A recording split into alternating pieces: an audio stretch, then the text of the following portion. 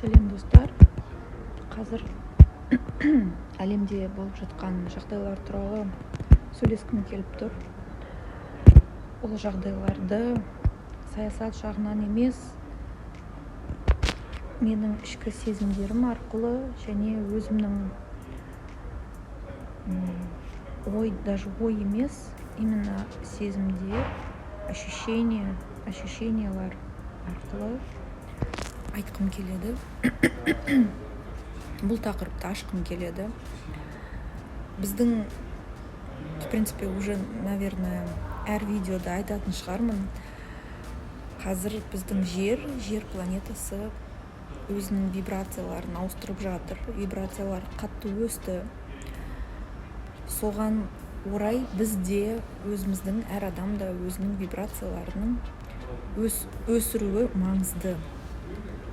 Бірақ барлығы оны үлгіріп жатқан жоқ. Сонымен қатар жер өзгерістері біздің адамдар арасындағы қарым-қатынастар, елдердің арасындағы қарым-қатынастарға, елдің саяси структурасына, тек саяси емес, социалды структурасына, кез келген структурасына, яғни құрамына әсер етеді. Потому что мысалы, тек бір жері ғана өзгеріп, қалған жерлері сол қалпы қалу ол мүмкін емес. Біз бәріміз бір ағза болып саналамыз. Мысалы, әлемшар бұл бір ағза. И бізде сол әлемшар сияқты, то есть біздің де құрамымыз тура сондай. Мысалы, біз адамдарымыз осы планетада тұрамыз. Планета ол үлкен ағза. Біз сол планетаның клеткаларымыз. Сол сияқты бізде әр адам өзінің әлемінің құдайы болып саналады. И біздің клеткаларымыз да бар.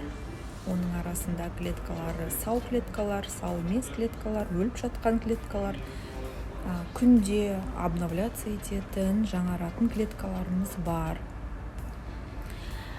И біздің денсаулығымыз өзіміздің әлемімізге дұрыс көзқарас арқылы жақсарады. Дұрыс көзқарас деген бұл жақсы нәрсені байқау. Көбісі біледі позитивная психология деген нәрселерді, бірақ бәрі ерунда ғой, болмайтын нәрсе деп біз ерунда деп ойлаймыз. И когда қалай өзгерсем болады, өмірімді қалай өзгерсем болады деген сұрақтар келген кезде, біз почему-то простой советтерге, простой кеңестерге назар аудармаймыз. Өзгерістер тым қиын жолмен ғана болады деп ойлаймыз. Бұл үлкен өтірік. Өтірік, бізге енгізілген өтірік. Шын мәнінде, өзгеру үшін, өзгерістерді өмірге енгізу үшін еңбек қажет. Бірақ ол еңбек андай ауыр еңбек емес. Бұл скорее дисциплина деуге болады. Жай методтарды, жай техникаларды, даже если көп емес, бір-екі техника болса, бірақ оны регулярно істесе адам, өзгерістер келеді. Тоже почти әр видеода айтамын ризашылық күнделігі туралы. Ризашылық күнделігін жүргізген кезде өмір 180 градусқа ауысады. Сол ағза туралы айтып жаттым, И әр адам өзінің әлемінің құдайы. Біздің әрқайсымыздың тұратын өміріміз, әрқайсымызда өзіміздің вселенныйымыз дейді, өзіміздің әлеміміз бар. Мысалы, менің әлемім и мені қоршаған адамдар, олар тек менің проекцияларым. То есть олар маған бір сабақ көрсетуге, маған менің өмірімді құрастыруға арналған адамдар десек болады. Мысалы, компьютерлік ойынды алсақ, сіз сол компьютердің ойынның ішіне кірмейсіз ғой, сіз сыртында тұрсыз, компьютердің сыртында. Бірақ компьютердің ішіне кірген кезде, қосқан кезде, сол жердегі персонаждар, сол жерде сіз персонажыңыз бар, дұрыс па?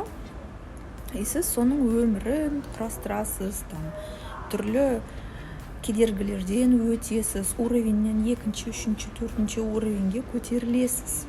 Бірақ оның бәрімен управлять ететін сіз. Сол сияқты бізде де біздің өміріміз тура сондай компьютерлік ойын. Біз өзіміздің әлемімізді басқарамыз, өзіміздің өмірімізді басқаратын біз. Не арқылы басқарамыз? Өзіміздің ойымыз арқылы және өзіміздің ішкі сезімдеріміз арқылы. Неғұрлым ойларыңыз плюста болса, вибрациясы үлкен болса, соғұрлым сіздің өміріңіз ауысады. Егер өте қатты байланыс, сезім мен ойының байланысы екеуі бір жерде болу қажет. Мысалы,